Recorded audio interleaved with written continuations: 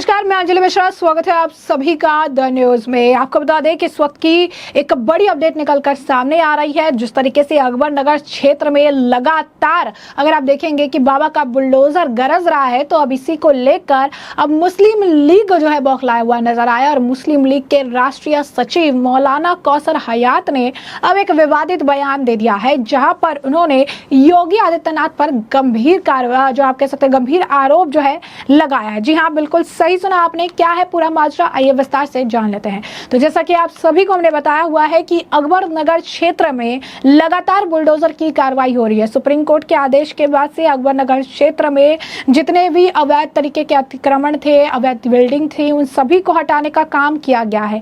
और अब इससे लेकर विपक्ष जहां पर बयानबाजी कर रहा था, ओवैसी जहां पर इसे मुस्लिम अगर आप कहेंगे कि इसकी कार्रवाई बता रहे थे, तो कहीं ना कहीं विपक्ष जो इस मामले को लेकर जिस तरीके की बयानबाजी कर रही थी, असदुद्दीन ओवैसी भी इस पर जो है प्रतिक्रिया दे रहे थे, समाजवादी पार्टी के नेता भी इस मामले को लेकर जो है बयानबाजी कर रहे थे। और अब मुस्लिम लीग के राष्ट्रीय सचिव मौलाना कौसर हयात ने लखनऊ के अकबर नगर क्षेत्र में हुई लखनऊ विकास प्राधिकरण की कार्रवाई पर कहा कि मुख्यमंत्री योगी आदित्यनाथ खुलेआम मुस्लिमों से दुश्मनी कर रही है। जी हाँ, बिल्कुल सही सुना आपने। उन्होंने कहा कि योगी आदित्यनाथ खुलेआम मुस्लिमों से दुश्मनी कर रही है। अभी जो कार्रवाई उन्होंने अकबर नगर में कराई है, आगे उसे कई और जगहों पर कराने की कोशिश करेंगे। मौलाना यही नहीं रुके। मौलाना कौसर हयात ने फिर मीडिया से बातचीत में कहा कि उत्तर प्रदेश सरकार गरीब के घर पर बुलडोजर चला रही। उत्तर प्रदेश के इतिहास में ऐसा कभी नहीं हुआ। जो काम दुनिया में नहीं हुआ, वो काम उत्तर प्रदेश में चीफ मिनिस्टर योगी आदित्यनाथ कर रहे हैं। उनकी एक तरफा कार्रवाई से गरीब, लाचार, कमजोर लोगों को बड़ी तकलीफ है। मौलाना ने आगे कहा कि देश की जनता को रहने की जगह देना सरकार का काम है। जो देश की जनता झोपड़ी में रहती है, सड़क पर रहती है और जिनके पास रहने की जगह नहीं है, ऐसे सभी को रहने की सही जगह देना सरकार का काम है।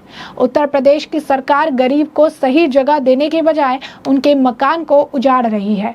उल्लेखनीय है कि 30 दिसंबर 1906 को भारतीय मुसलमानों के अधिकारों की रक्षा के लिए ढाका के नवाब आगा खान और नवाब मोहसिन उल मुल्क के नेतृत्व में मुस्लिम लीग का गठन किया गया था। और इस लीग के नाते ही बंगाल में विभाजन के सांप्रदायिक विभाजन जो है पैदा किया गया था। अब ऐसे में अगर आप समझे तो इस मामले पर लगातार बयानबाजी की जा रही है। ये कहा जा रहा है कि सीएम योगी आदित्यनाथ जो है दुश्मनी कर रही हैं, असदुद्दीन ओवैसी वैसे ही कर रहे हैं, तुष्टिकरण की राजनीति की जा रही है, मुस्लिमों पर भी कार्रवाई की जा रही है। जबकि वहां पर हम आपको बता दें कि अवैध निर्माण में कई सारे मुस्लिम परिवार तो हैं, लेकिन साथ ही साथ कई सारे हिंदू परिवार भी वहां रहते हैं।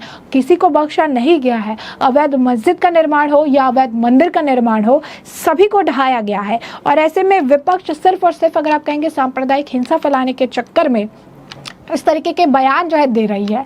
अब आपको हम ये बताते हैं कि ये जो कार्रवाई चल रही है, जिसका ठिकरा एक्चुअली में योगी आदित्यनाथ के सिर पर फोड़ा जा रहा है, जबकि इसके पीछे का बड़ा कारण जो है सुप्रीम कोर्ट का फैसला है, जिस फैसले की वजह से ही यहाँ पर कार्रवाई हो रही है।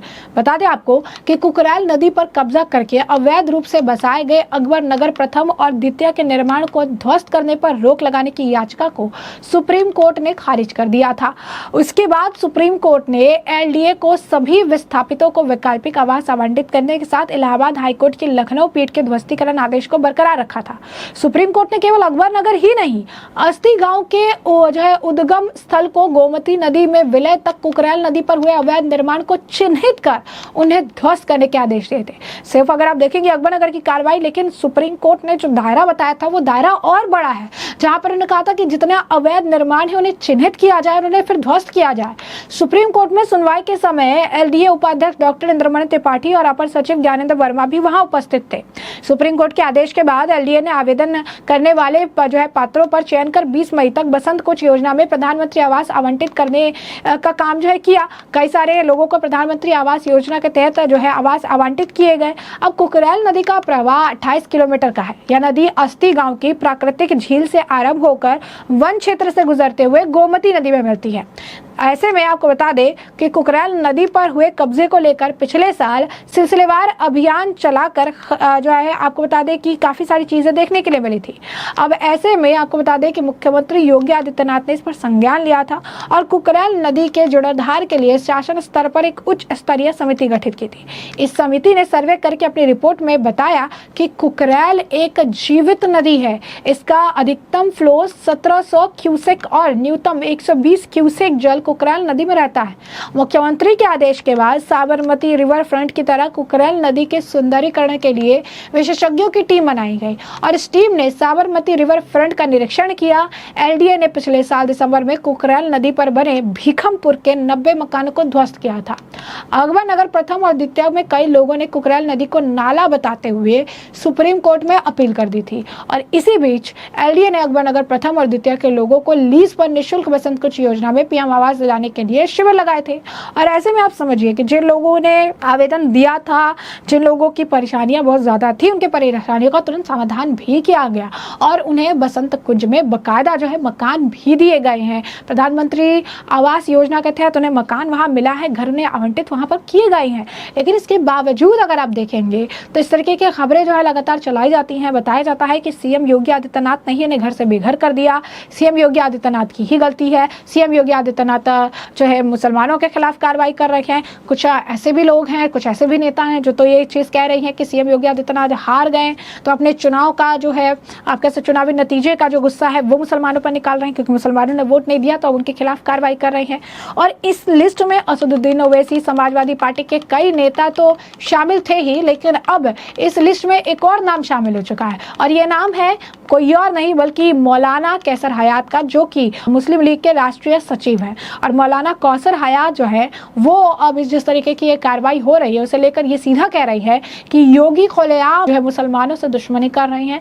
अभी जो कार्रवाई उन्होंने अकबर नगर में कराई, आगे उसे कई और जगहों पर कराने की कोशिश करेंगे। मौलाना कैसर हयात ने मीडिया से बातचीत में कहा कि उत्तर प्रदेश सरकार गरीब के घर बुलडोजर चला रही है। ये उत्तर प्रदेश के इतिहास में कभी नहीं हुआ। जो काम दुनिया में नहीं हुआ वो काम उत्तर प्रदेश में मुख्यमंत्री योगी आदित्यनाथ कर रहे हैं। उनकी एक तरफा कार्रवाई से गरीब, लाचार, कमजोर लोगों को बड़ी तकलीफ है। मौलाना ने आगे ये भी कहा कि देश की जनता को रहने की जगह देना सरकार का काम है, सरकार की जिम्मेदारी है और जो देश की जनता झोपड़ी में रहती है, सड़क पर रहती है और जिनके पास रहने की जगह नहीं है, ऐसे सभी को रहने की सही जगह देना सरकार का काम है।